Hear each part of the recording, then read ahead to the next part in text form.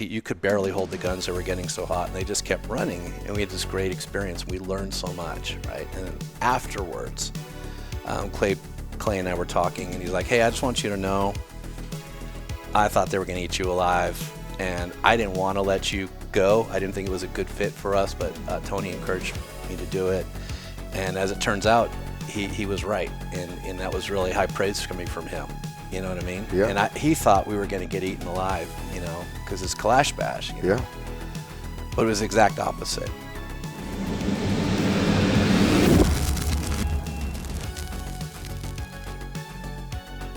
Yeah. So Awesome. So it's Paul, more of a punctuation. Yes. correct? Yes. And you're with Foxtrot Mike Products. It's really easy because it's on your shirt. Yeah. Right? Yeah. Yeah, that does help. It helps. Helps. And I'm with Big Tech's Ordnance, right? Yeah. Man? Well, thanks for joining us this morning. Hey, man, it's a pleasure to be here. And if you're tuning in, we are on our second day of the Lethal Weapons Texas Extravaganza is all I can say about it. It's been phenomenal. It has been. It's been they had It's just a witness to behold. I've seen multiple Burts from Trimmers out here. Yesterday, there's one running around. The Heat crew in multiple outfits. I saw that as well. Who is that? Jurassic Park.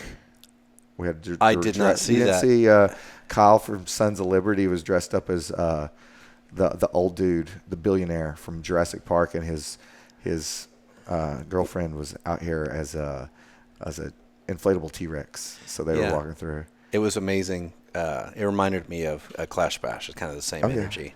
You know? Yeah. It's really cool. But at least, but with this, it's not only AK centric. It's 80s and 90s movies, which is what we all pretty much grew up with or enjoyed to some extent. And next year, I'm going to bring my dad out because that's what we did. We sat on the couch and watched action movies when I was a kid.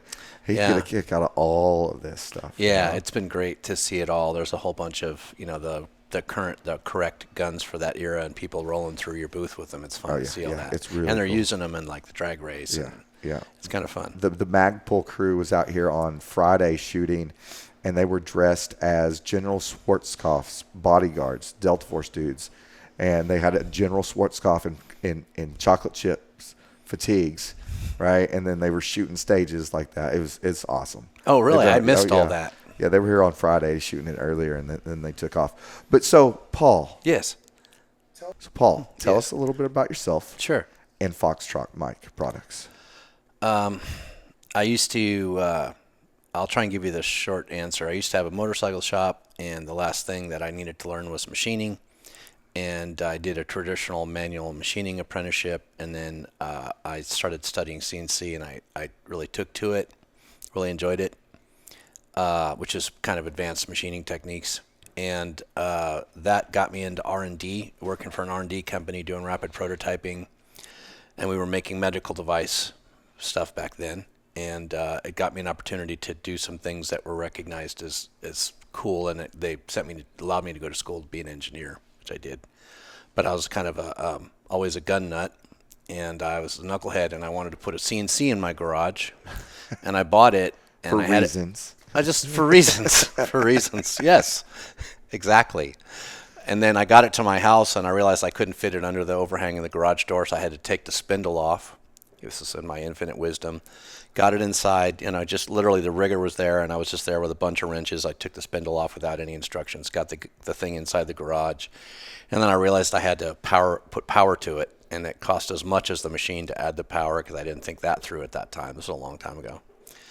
And I just started making parts for 1022s and AR parts, and then for myself. And then they would go out into the world, and people would say, "Hey, who made that?" It was like this guy. And one day I met this guy, and he's like, "Hey, do you think you could make some parts for me?" I said, "Sure." And he just kept coming back and kept coming back. And he introduced me to some people, and I didn't realize at the time, but he knew the right people, and his opinion mattered. And so that's really how I got introduced. Flew me out to help a team of engineers fix a problem, and I walked in and I'm like, "Well, there's your problem." In like 5 minutes I went out in the machine shop and I fixed it and I left, and And that's how it all started. Started making firearm parts and doing consulting. Set up some machine shops to make uppers and lowers and stuff. And went around the world and, did firearm design internationally for about 7 years. Met Bill Wilson. Ended up at the end of my design career, he said, hey, come to Arkansas and work for us. And I did. It was a fun ride for a few years working for Bill at Wilson Combat. And during that time, we developed a gun called the EDCX9, which was a huge success.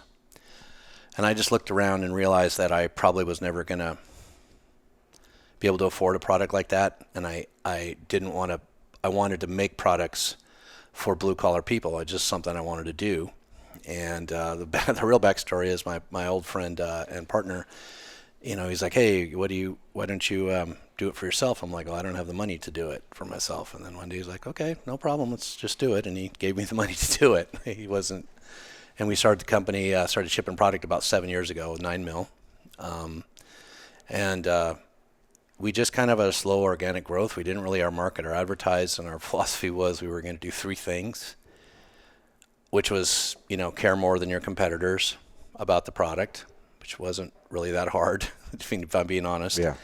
And, care more about your customers than your competitors, which we take a lot of pride in, how we treat our customers. And then the last thing is, how we wanted to make sure we treated our people better than our competitors. It could be a vendor, it could be the anodizer, it could be people that sell you aluminum. So that we just went into that with that philosophy. And my job was just to get my guns in people's hands. And then it would tell them stuff about me that they didn't know until they got it in their hands. And here we are 7 years later, and we did pretty good. That's awesome. A good story I should tell you about how we did Clash Bash with Clay and Tony. So we had the 9mm platform. We really kind of did a great job of amassing a following for the PCC world for our product. It was well known, and we'd established a really good brand recognition. And then at one point with the brace regulations, maybe 20 months ago, the bottom kind of fell out of that market, which was how our lane was long and narrow. That's how we made our money. So we had been developing this other AR for a long time that had an integrated recoil system, and we started launching that about 2 years ago. And we just had an idea to take that same integrated recoil system. It was like, this makes perfect sense to do an AK. One of the challenges of doing an AK variant on an AR platform is the orifice for the mag well is so big to get the AK mag way up in there, up high, like an AK needs it to be. It really mitigates kind of the bearing surface for the carrier. And as the carrier is going forward and back, it wants to drop down in that hole. That's because the carrier is unsupported. So that was never going to work for us.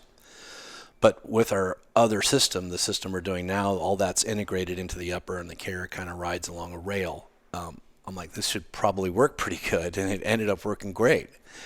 And so out of the blue, we get a call from Tony. He's like, would you be interested in doing Clash Bash? And I'm like, yeah, I really would. We have a platform coming out. It's perfect for that. Would you allow us to have it there? Because that's so AK-centric, right? And we have really a hybrid. Ours is a DI-AR, really, on the top. Yeah. And he's like, yeah, I think we could do that. And so he's like, let me get back to you. And he went and talked to Clay, and there's some backstory there, and he called me back, and he's like, yeah, we can do this. So we went to Clash Bash. And we brought our 102, which was a 5.56 AK. It was the easiest and the simplest to execute because we already had a 5.56 platform, and we'd identified some mags that would work. And we're like, yeah, let's take these production samples, and we'll do our production testing at Clash Bash, right? See what happens. Yeah. And so we had some rounds down them, but we didn't really know because like you can do everything right and then send the gun out in the world, and some guy will break your gun and teach you about it. Like, this is a really good opportunity. So we went, and it went great. Like people freaked out. We were packed. I mean, we shot maybe 30,000 rounds over 2 days, and we were packed. It was just nonstop. And we had fans on the guns, and you could barely hold the guns. They were getting so hot, and they just kept running. And we had this great experience. We learned so much, right? And then afterwards, Clay Clay and I were talking, and he's like, "Hey, I just want you to know, I thought they were going to eat you alive, and I didn't want to let you go. I didn't think it was a good fit for us, but Tony encouraged me to do it. And as it turns out, he was right, and that was really high praise coming from him. You know what I mean? Yeah. And he thought we were going to get eaten alive, because it's Kalash Bash. Yeah. But it was the exact opposite. That's phenomenal. Yeah, That's cool. There's some good dudes. I think I've met them in 2017 or 2018 the first time. Yeah. And ever since I was like, you know what, these guys are on it. I want to be a part of everything that they're doing. Yeah. And every time I've either went out and wrote an article on it, or we've sponsored it in some way. Yeah. And they've continued to entertain and amaze, and put out a continually improving product. And I think what goes unnoted is how well organized and what a great job they do on executing. That really goes unnoticed by a lot of people. But when you do a lot of trade shows, I can tell you, September I think was Kalash Bash. I've been doing this for a long time, maybe more than I've done trade shows for 10, 15 years. That was the best run trade show I've ever seen, ever, bar none. It was perfect. Usually you leave those things with something to complain about because it's so stressful on the team to be away and burdensome, and traveling with 20 guns is always fun. Yeah. Right. Yeah.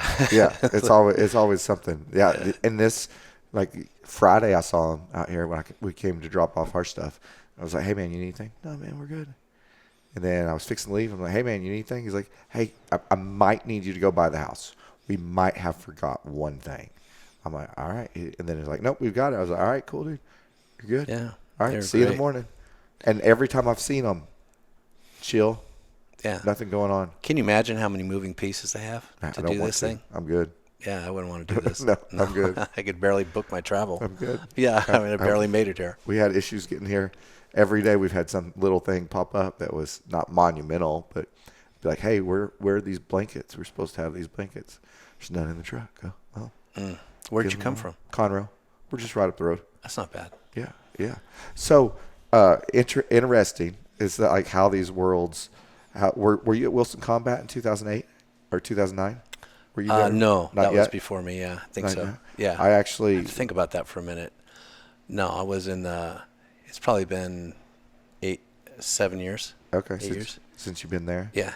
All right. 7, 8 years. So that's an interesting facility Oh my God. in Arkansas, isn't it? Oh my God, it's incredible. Hey, go down the road, turn by the dead oak tree, go up the valley, right? Go up the road, and then there's Think lot of cows. about where they put it.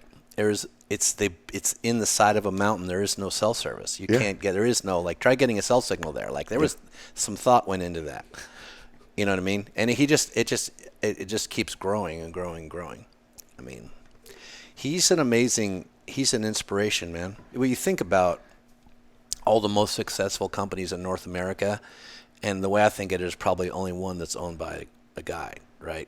And most of them are owned by corporations or boards or whatever. It's just one dude. Yeah. Something to be learned from him. Yeah. He's definitely been in it for a long time. Yeah, man, and he's got juice. If he says, "Hey, man, Beretta M9s are cool," people are like, "You know what? I think I'll buy a Beretta M9." You know, I'd have no way of. I could never do that. He's got way more sway than I do. Yeah.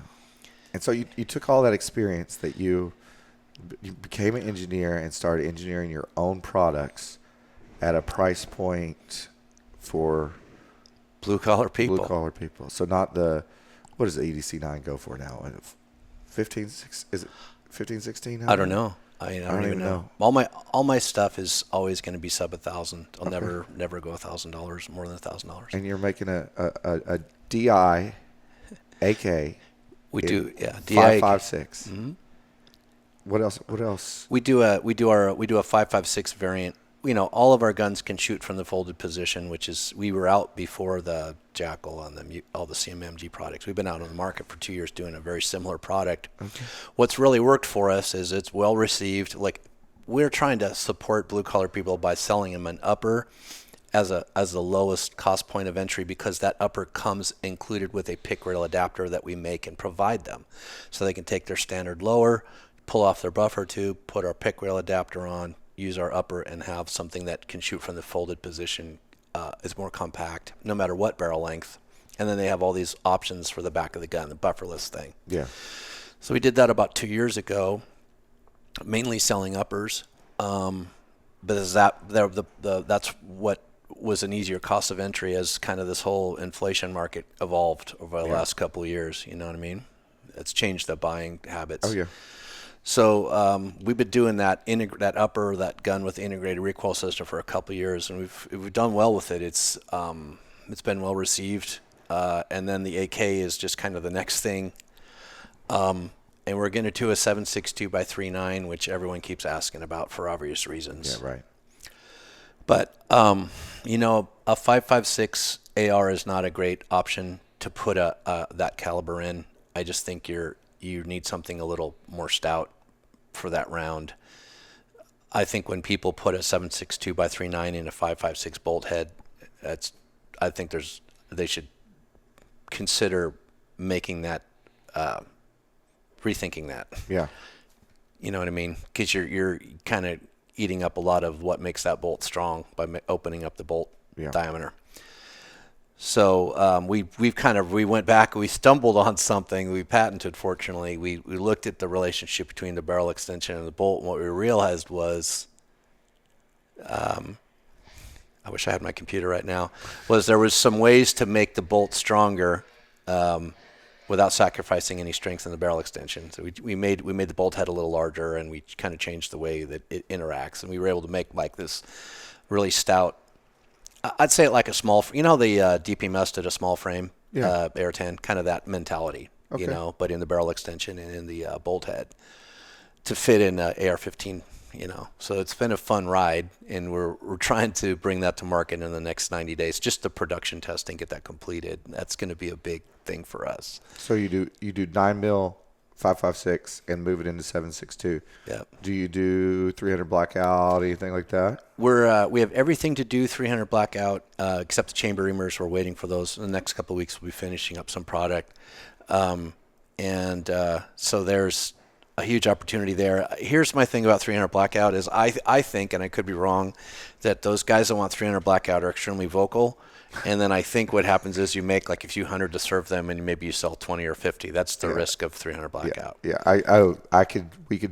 We could probably turn the camera off and talk about vocal audiences and how much they actually purchase for hours on stuff. And that's not bad. That's not saying, if we made a bunch of purple ARs, we would literally sell a dozen of them, and like there's people out there for it, but we're going to have a retail website in the upcoming months, which we've really resisted that, but we're going to do that to do this kind of things to test the water for something. Yeah.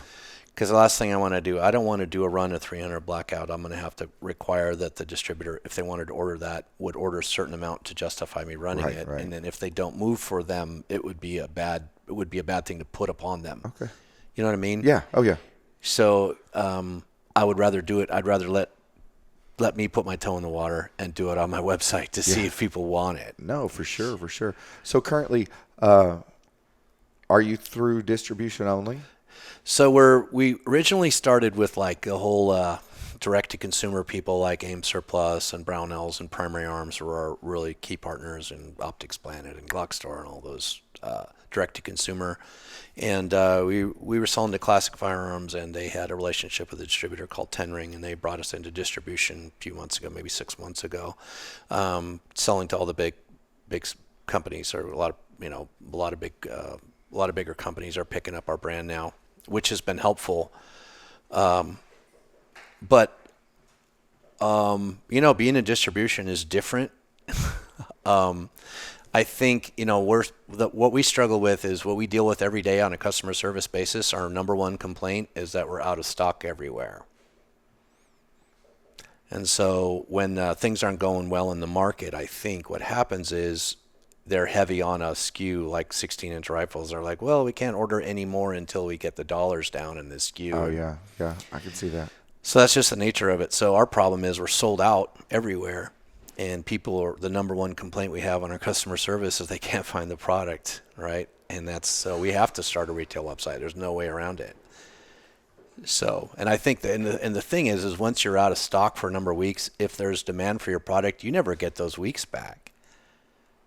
Every SKU is sold out for our most popular SKUs, and they're not ordering more. Yeah. So there you go. So we have to have a retail website. Yeah, you've got to constantly move. Yeah, it is. I got a big machine to feed. I have 30 people that work for us, Oh, fantastic. Yeah. It's a pretty big operation. Yeah. And, so you have to be able to find a way, right? How many guns do you... Okay, let me back that up. So you do complete guns, correct? Yes. And you do then complete uppers. Mm-hmm. And we do complete lowers and parts and things of that nature. And so, could I get all the components and build a Foxtrot mic upper if I wanted to? Or is it always complete uppers? Well, that's a great question. So what we started, some people want to do, that's a great question. Some people want to do custom anodizing or Cerakoting, and so we sell them a kit, and we will, when they get and then they'll get it coated when they're ready to put it together. There's some things that make our stuff unique. We have a taper lock barrel nut. We were the first company to do that. And we like to see a little anti-seize on the barrel so that when you can gain torque and allow it rotate. A little bit of grease in there helps. It's little things like that. And there's some subtlety to it. It's not hard to do, but you can screw it up if you're not being careful, just like anything else. Oh, yeah. So we do it. If people ask, we do it. And it's worked out pretty good. Most of those guys don't have any trouble putting it together. It's pretty basic stuff. But yes, you can. If you reach out to us via email, info@fm-products, we can do it.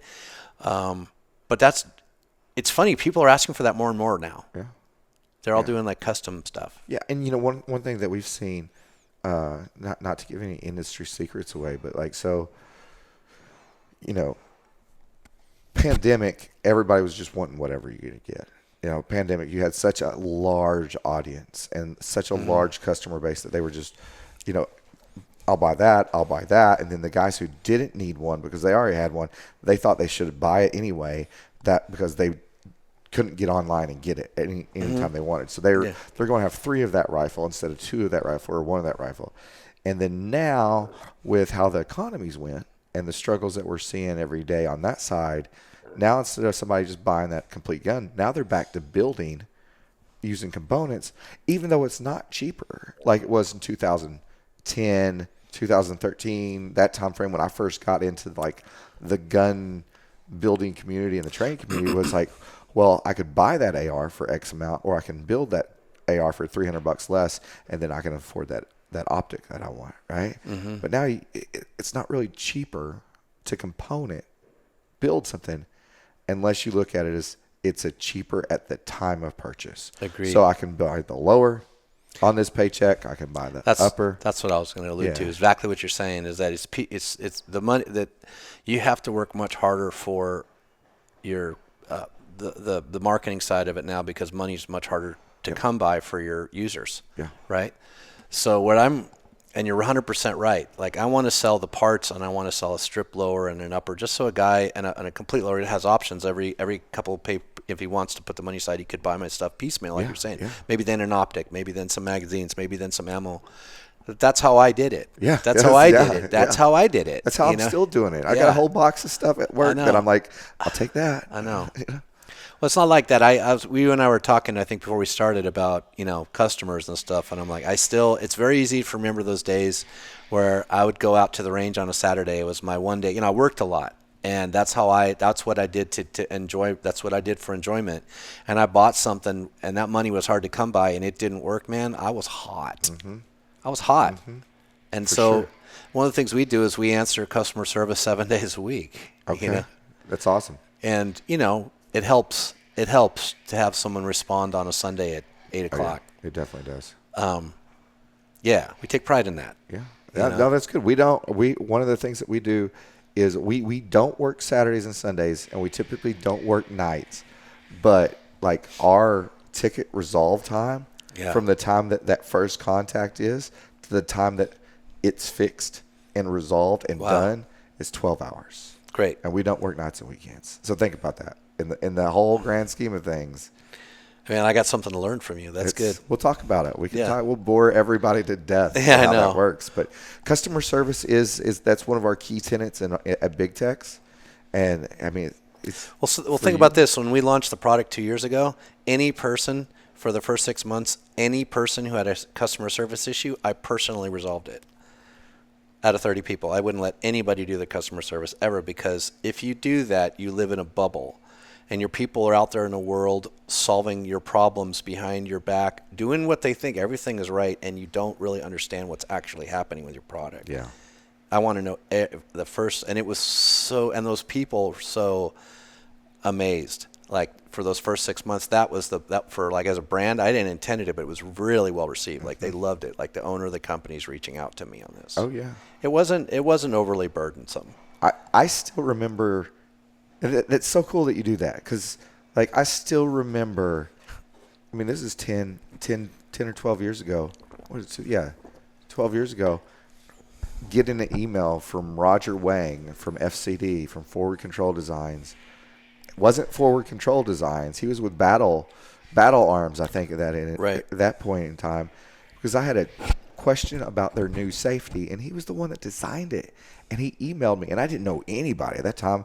I was a freaking staff sergeant in the Army that just trained on the weekends, you know?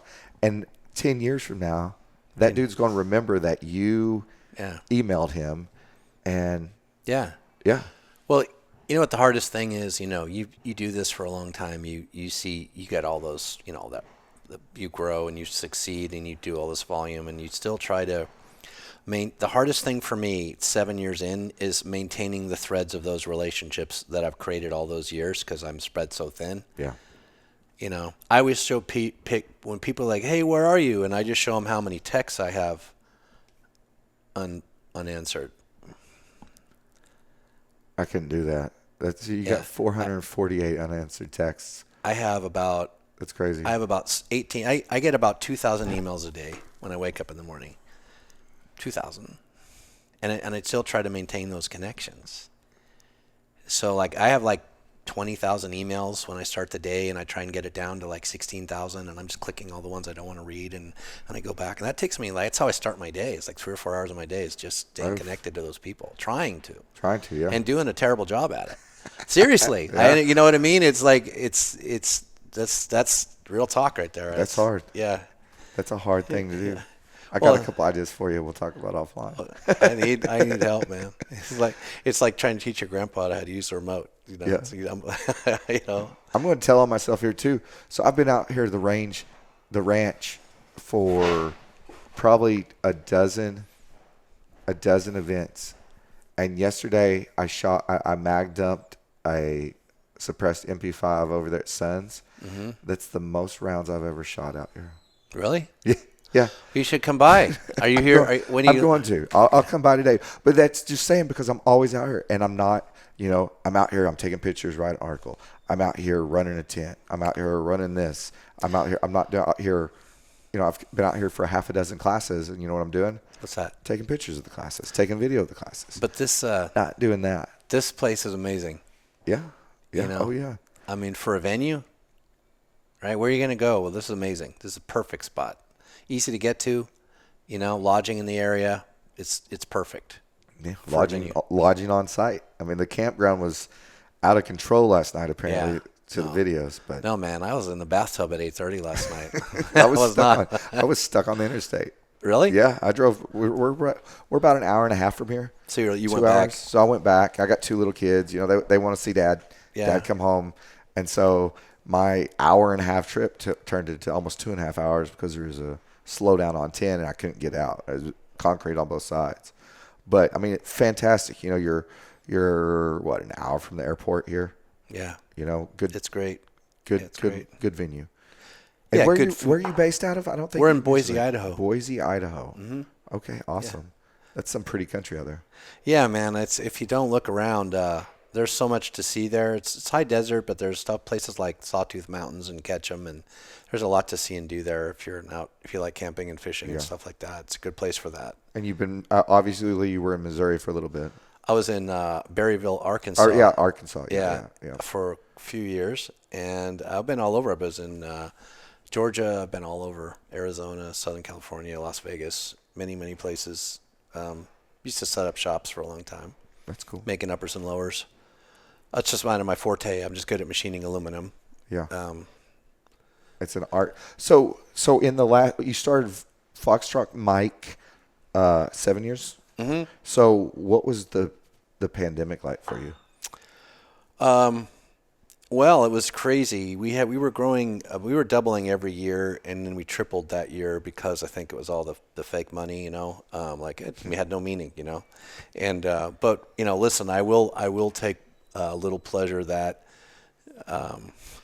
all these places that were experiencing rioting and stuff like that those people became firearm owners too, and I thought that was helpful for the Second Amendment.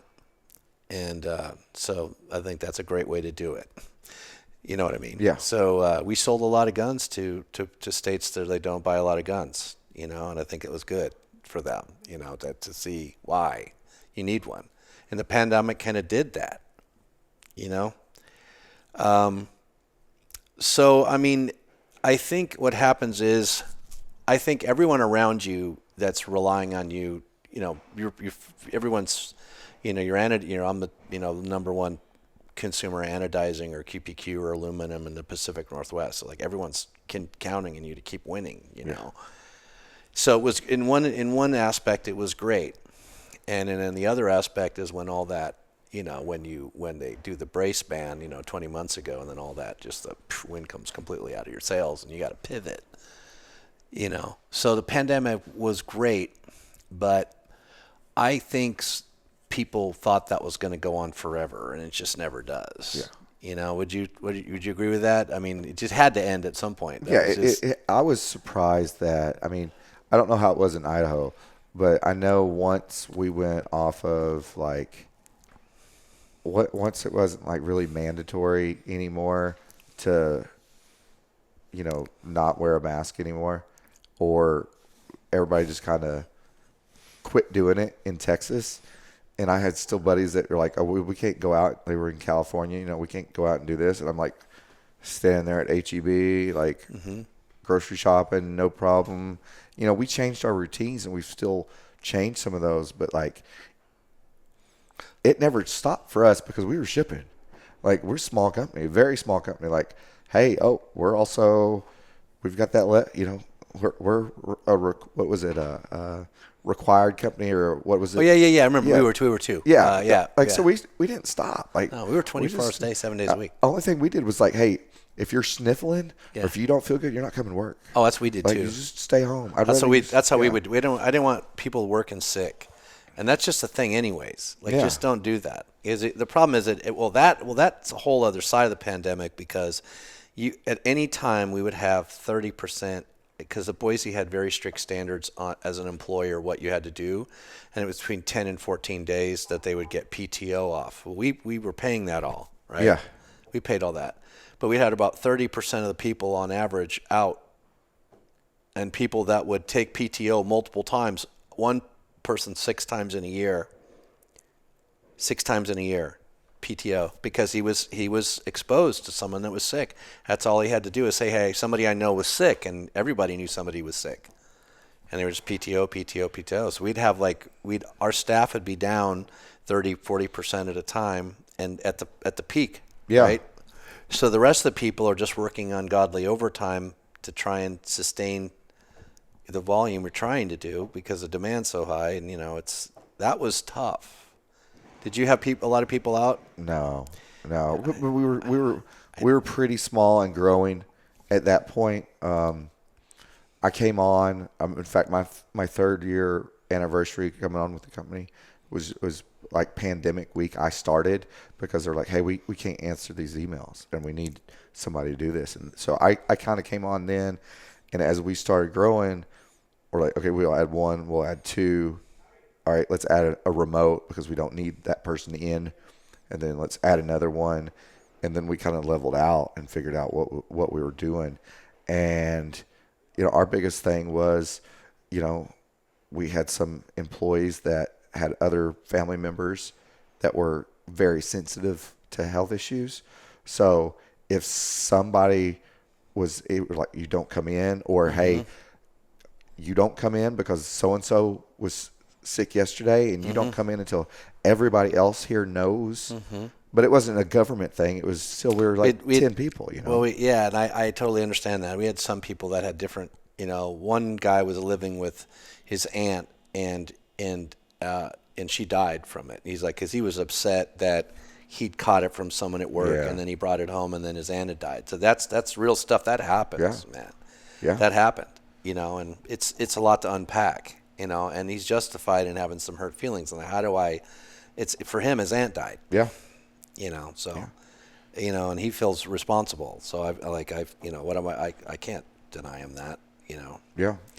So it was a tough. That's a good point. I didn't even think about that side of it when you asked the question. It was more about like, it's just, those are crazy times. Yeah. Everybody learned everything. Every day was a new experience, and and stuff that hopefully we'll never have to deal with again. Yeah. And if we Agreed. do have to do that, we know exactly, hopefully at least on the business owner side or operations side, that we know what not to do. Yeah. Maybe our government's learned to listen. Yeah, I agree. I agree. That. Imagine that. Yeah, right. Yeah.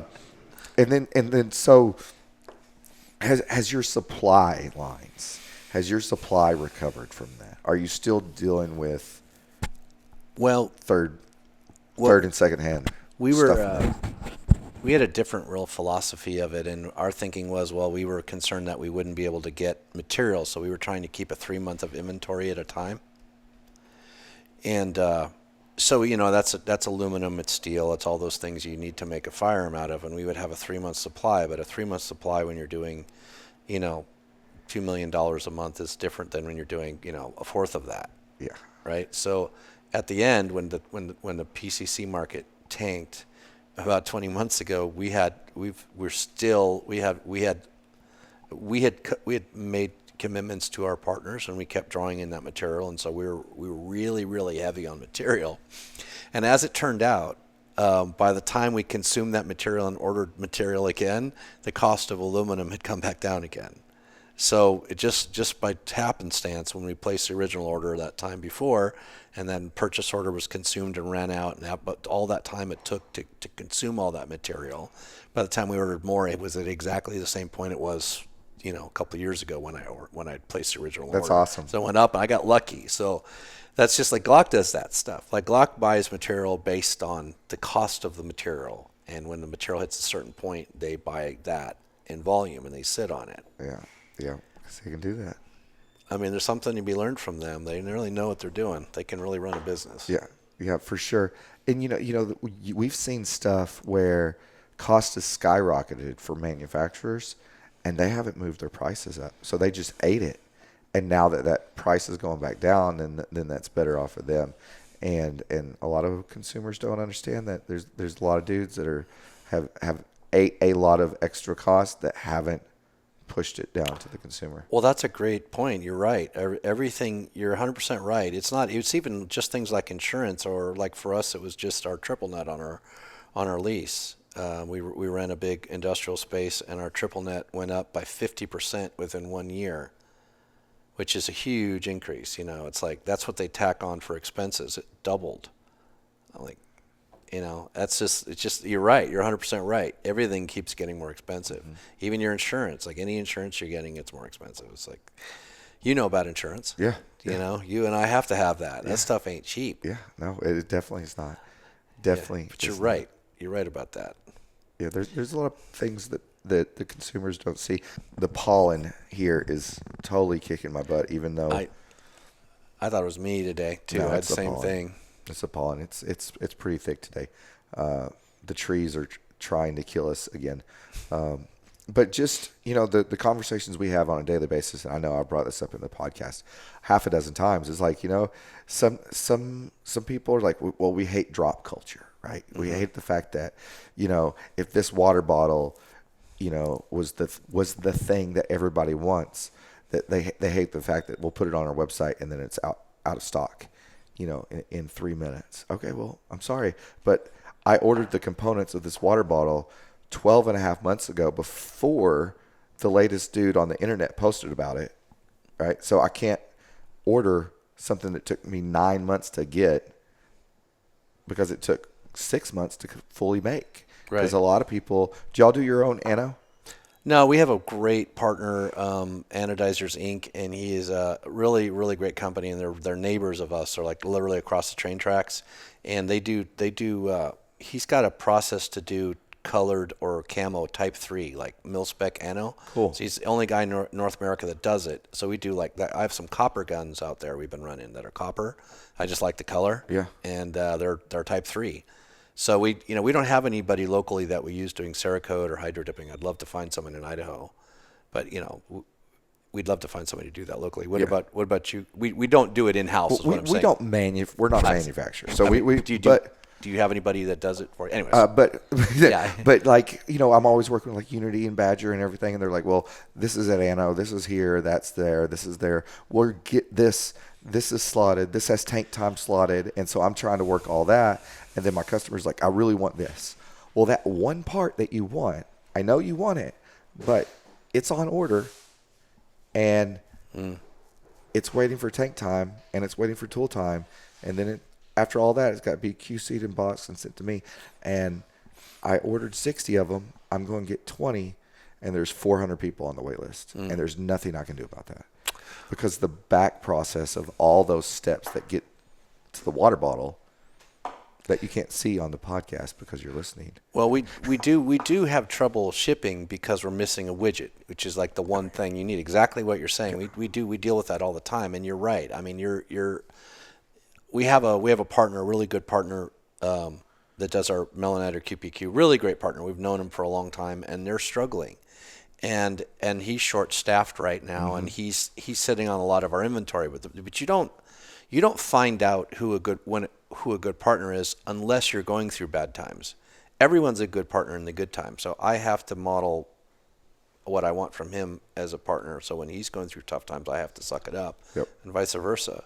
So he's going through some tough times, and you're right, that's affected us. Yep. But you find a way to manage. Yep. You just find a way, right? For sure. Yeah. So, but you're right about that. Yeah. If we're in that situation all the time. We're missing one piece. It's a lot easier when you have a 3-month supply on the shelf like we would do back then. We sold everything we made. Like as soon as it was completed, if we had a kit within 24 hours, it was built and shipped, and we did that for like 3 years. So when you talk about the brace, falling out, tell me about that, because on my end it was like, okay, well, we couldn't order them right to sell, and then recently there's been the talk or the law, right? We're probably 60 days into that deal of the countdown on there, but once they started talking about it, you saw an issue. It's not that. It's that distributors don't want to. Last thing a distributor wants is to carry something that could potentially be illegal, and they're making all the buying decisions for the end user that's going to visit their site or whatever, or the people. If it's a distributor, if they're it's a big RSR or whatever, and they choose not to buy it, then all the people downstream from them don't have access to it per se. So, but what we found is some consumers still wanted to. So basically about 20 months ago, there was this thing where they gave you this bar graph where you could decide if you were a felon or not. And I was like, you know what, this is just a waste of time. And what's going to happen is they're going to come out with a ruling. It's going to say, yeah, you can use this form. And oh, by the way, if you put it against your cheek, you're a felon. Well, that's what's going to happen. And that, sure enough, that's what they said, right? Well, let's talk about GOA. They're out there fighting for our rights, and they've done a lot of great things, and they deserve credit for what they've done in the past. And when they tell me they think they're going to overturn it, I believe them.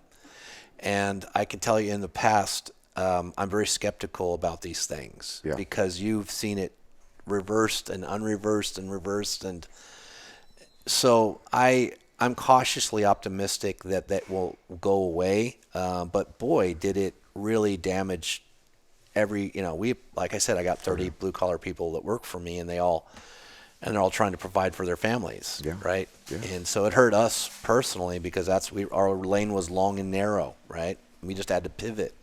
We did well for ourselves. We didn't spend all our money, and we're here now. We're still around. We had this other thing to sell, But if we didn't, we probably would have gone under. I know what I mean? Yeah. Oh, yeah. I mean, like we saw a significant drop in anything less than 13.7. Like 13.7 was we sell 16-inch gun or 16-inch barrel here and there, some longer stuff. But that 13.7 was pretty hot. But, 11.5, 10.5, we would sell those. They come in, they go out. They come in as soon as they started talking about the brace band, that stuff stopped moving. And as soon as they started talking about it in December, we're like, hey, and That's now when I'm all like, bet. I'm not ordering that. After I'm that. not ordering that. I don't want it. Like, I can't get it. I don't want it. Well, what we have going for us is that gun that we currently sell. We sell it with a pick rail adapter. A guy can operate it like a handgun from a sling. Yep. It fits in a truck. It's imagine a AR pistol with no buffer tube and just a pick rail on the back. It's a compelling thing to keep it as in the truck or whatever. It's handy to have around, and those things still sell for us.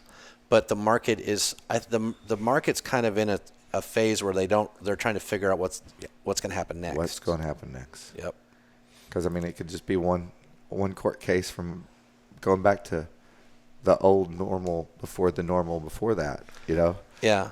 I think it's a weird time right now. Yeah. I think who knows what's going to happen with all that. Yeah. And if I tell people a lot when we're talking about, there could be one ruling for California and they flip the switch and they say that their assault weapons ban's unconstitutional, and my warehouse is empty tomorrow, or our warehouse is empty tomorrow because it's gone. Yeah. Like it's gone. There's a whole how big's California? How many gun owners are out there? That was like, people don't understand how big a market they were before they got neutered by the DOJ. They were a huge, at some points they were the second, or they were usually the second or the third largest market in North America. Yep. And we want to support them. We want to sell them things. So we bring every time we do these shows, we bring this passion project that we've been messing with, which is a ranch rifle. And it's an AR with an integrated upper on the top, but it has a Magpul shotgun stock on it, and it's compelling. And you got one over there? Yeah, shoots an AR magazine, shoots an AR-15 magazine. We're going to wrap up real quick, and we're going to go. No, you put a 10-round mag in it, it's legal. You put a muzzle brake on the front, that's legal in California, at least for now. Yep. And it's a totally untapped market. I personally like the gun. It was one of those things that it was just. When you do firearm design, sometimes you get a win and it wasn't planned win, and this was one of those things. It's just handy, the ergonomics, there's something about shooting that compared to an AR style or an AK style rifle. It's a very different experience, and it's fun. It's a fun gun to shoot. Listen, I want you to be skeptical. Okay. That's what I ask. Okay. And you tell me what you think. Okay, I will do. So, where's Foxtrot Mike going in the future, and where can our listeners find a little bit more about you? Well, we have our website, which is fm-products.com. We're currently selling our new AK-102 variant at Atlantic Firearms. They've been great partners to us. We'd like to share that experience of success being a new partner with them, and we want to see them succeed.